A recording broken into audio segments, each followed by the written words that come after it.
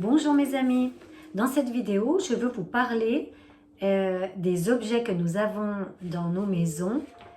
Bien sûr je parle aux chrétiens qui ont, qui ont donné leur vie à Jésus et qui reconnaissent Jésus comme leur sauveur, comme leur Dieu, le seul Dieu de leur vie.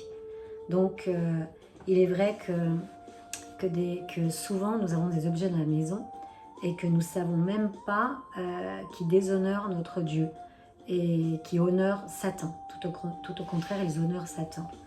Donc, dans ma dernière vidéo sur un clin d'œil sur les malédictions, on avait fait, je vous avais dit un modèle de prière. Et dans ce modèle de prière, on disait au Seigneur, je renonce à tout contact de ma part ou de la part de tous mes proches avec Satan, ou avec toute puissance occulte de quelque forme que ce soit, ou avec toute société secrète. Je m'engage également à enlever de ma maison tout objet occulte, quelconque qui honore Satan et déshonore Jésus-Christ. Avec ton aide, Seigneur, je les enlèverai tous. Ça c'est voilà, il faut le prier à Jésus. C'est lui qui va nous aider à tout enlever parce que souvent il y a des choses qu'on ne sait pas. Mais le Saint-Esprit nous le dit. Donc voilà, je commence avec les listes des objets qu'il faut se débarrasser et détruire.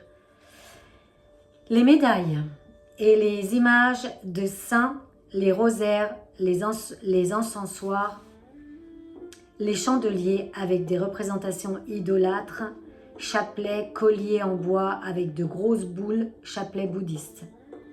Les photos de temples, de cathédrales et objets idolâtres, ainsi que les photos d'idoles, les stars, les saints, les héros, tout ce qui prend la place de Dieu, ou des personnes décédées avec qui on entretient un lien émotionnel étroit, invocation des morts. Il faut s'en défaire. Tous les objets portent bonheur, comme les éléphants avec la trompe au-dessus de la tête, puissance spirituelle forte en Inde, les queues de lapin, l'ail mâle, les fers à cheval, la corne italienne, en ivoire ou en or, créée par les druides, aide pour finance. C'était pour les aides, ils croyaient à la croyance que les finances allaient venir par là. Le troisième œil, la main de Fatma, le chiffre 5, le scarabée, symbole trouvé dans les momies, représente un dieu. Les aimants magiques ou les pierres en forme de pyramide, les obélisques. Ensuite, nous avons les symboles sataniques. Le pentagramme, l'étoile à 5 branches, parfois avec un bouc à l'intérieur entouré d'un cercle. L'étoile à 8 branches et l'hexagramme. L'étoile à 6 branches, un triangle orienté vers le haut et un triangle orienté vers le bas. L'étoile et le croissant de lune représentent la reine du ciel et de la terre. Diane, Isis. Le triangle est aussi énormément utilisé dans les religions païennes, dans la magie et dans le satanisme. Ensuite, nous avons les croix, comme la croix de Néron, Peace and Love, la croix gammée Svastika, la croix de Caravaca avec 2 traverses, c'est une croix qui a 2 traverses. La croix inversée, la croix égyptienne, symbole de la réincarnation de Dieu Ra, orgie sexuelle. Ou la croix de Thalia, les croix avec Jésus mort. Voilà, donc Jésus n'est plus mort. Si nous voulons porter une croix, ça doit être une croix sans un Jésus mort dessus, puisque notre Dieu il est vivant en fait. Il est vivant, il est au ciel, il est vivant. Donc on peut avoir une croix qui représente que Dieu n'est plus sur la croix, qu'il est ressuscité et qu'il est au ciel. Ensuite, nous avons les objets représentant des dieux Bouddha, tous les dieux hindous. On les trouve beaucoup dans les magasins de design d'intérieur ou dans les centres commerciaux.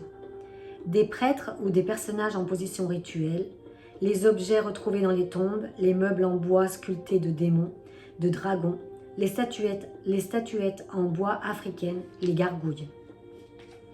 Puis les animaux, les objets d'animaux comme la grenouille, le serpent, le dragon, les araignées, la chauve-souris, le hibou, la chouette, le chat noir représente un dieu égyptien, la salamandre.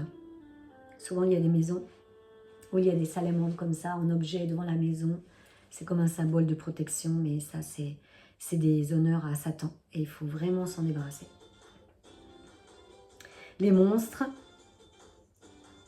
les personnages mythologiques, les licornes, les fées, les lutins, les sorciers et les sorcières. Tous ces objets, toutes ces poupées, quoi que ce soit qui représente tout ça. Les jeux de rôle style Donjons et Dragons, les jeux vidéo, les cartes Pokémon. Après, il faut tout demander au Saint-Esprit et surtout, je vous le redirai après, il ne faut surtout pas avoir des superstitions très fortes. Non. Vous parlez à Dieu, vous parlez au Saint-Esprit et vous faites ça dans la paix.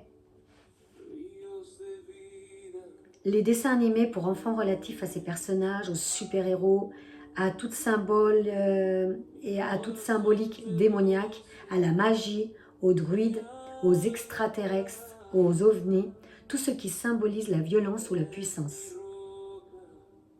Les signes du zodiaque, attention aux signes du zodiaque sous toutes les formes, les signes égyptiens, les signes du yin et du yang, symboles faisant croire que le mal est aussi puissant que le bien et qu'il y a du mal dans le bien et inversement. Faux, ça vient directement du trône de Satan pour tromper le peuple de Dieu. Les livres, vidéos, DVD sur l'occultisme, le Nouvel Âge, les fausses religions d'Égypte ancienne, la parapsychologie, la métaphysique, les arts martiaux, les extraterrestres, l'acupuncture, les aiguilles d'acupuncture, pardon. Et oui, tout ça on croit que c'est de la médecine naturelle, mais en fait ça représente